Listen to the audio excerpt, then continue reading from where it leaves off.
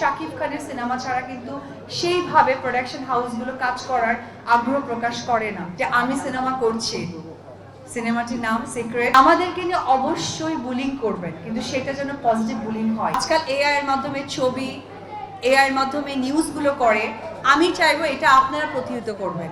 সবসময় এই ক্যামেরার ক্যামেরার মানুষদেরকে পাই, তারা কিন্তু জিজ্ঞেস করেন দিদি আপনি সিনেমা কবে আসবে, কোন সিনেমা করছেন। তা আসলে আজকে প্রশ্নটা এইরকম যে আমি সিনেমা করছি, সিনেমাটির নাম সিক্রেট। আমার সাথে দুজন সুদর্শন নায়ক কাজ করছেন।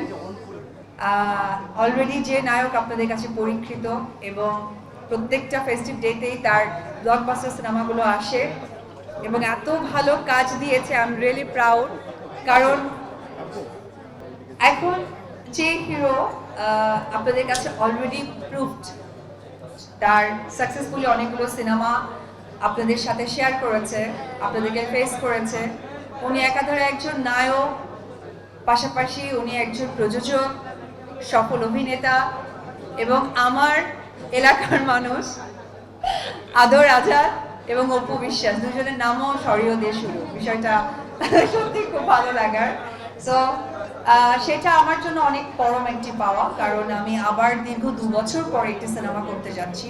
সেই সিনেমায় আমি ওনাকে আমার সহশিল্পী হিসেবে পাচ্ছি এবং আমি আরও একটি খুব মানে লাকি বলবো, আমার পাশে যে নায়ক আছেন, যে মানুষটি পরীক্ষিত ছোট পর্দায়, বড় পর্দায় তাকে আমরা ওয়েলকাম করছি। কারণ আমি এবং আদর আমরা দুজনেই যেহেতু বড় পর্দার মানুষ, আমাদের শুরুটাই বড় পর্দা দিয়ে।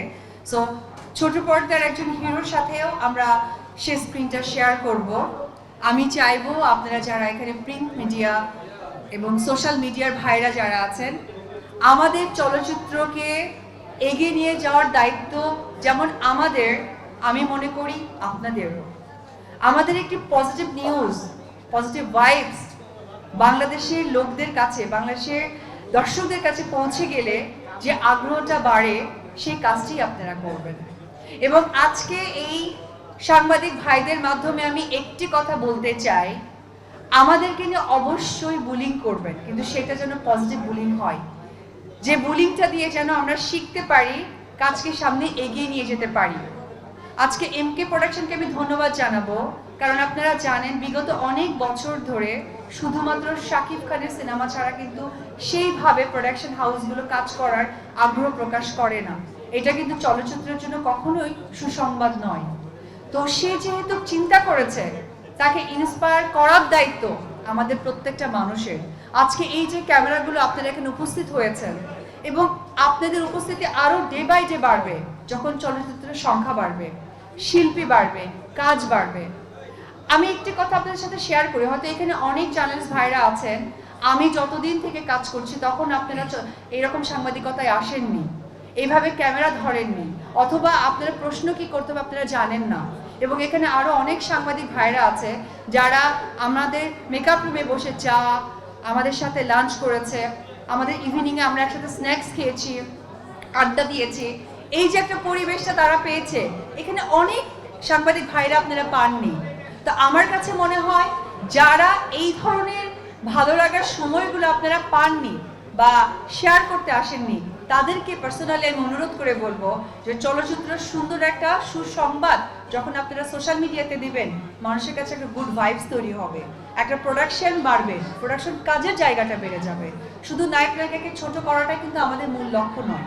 আমি সোশ্যাল মিডিয়াতে দেখেছি অনেকেই আজকাল এআই এর মাধ্যমে ছবি, এআই এর মাধ্যমে নিউজগুলো করে, আমি চাইবো এটা আপনারা প্রতিহত করবেন। কারণ কি, আপনারা যেহেতু সোশ্যাল মিডিয়ায় অলওয়েজ অ্যাক্টিভ থাকেন, আপনাদের কাজ সোশ্যাল মিডিয়া দেখা, আমাদের কাজ আপনাদের কাছে কাজ উপহার দেয়া। সো এই কাজটা আপনারা, আমরা এক পরিবার, আমাদের এই যে ইন্ডাস্ট্রি এগিয়ে যাচ্ছে, এই সহযোগিতাপূর্ণ জায়গা থেকে অবশ্যই আমাদেরকে নিয়ে যখনই কোনো ব্যাড কমেন্ট, ব্যাড নিউজ আসবে এবং মুখরোচক কিছু আমাদের থ্রো করবে যেটা ইন্ডাস্ট্রির জন্য খারাপ হবে, আপনারা ভাইয়েরা হয়ে আমাদের চলচ্চিত্রের মানুষ হয়ে নিজ দায়িত্বে সেটাকে প্রতিহত করবেন এবং দর্শকদের কাছে আমাদের ভালো সুসংবাদ পৌঁছে দেবেন।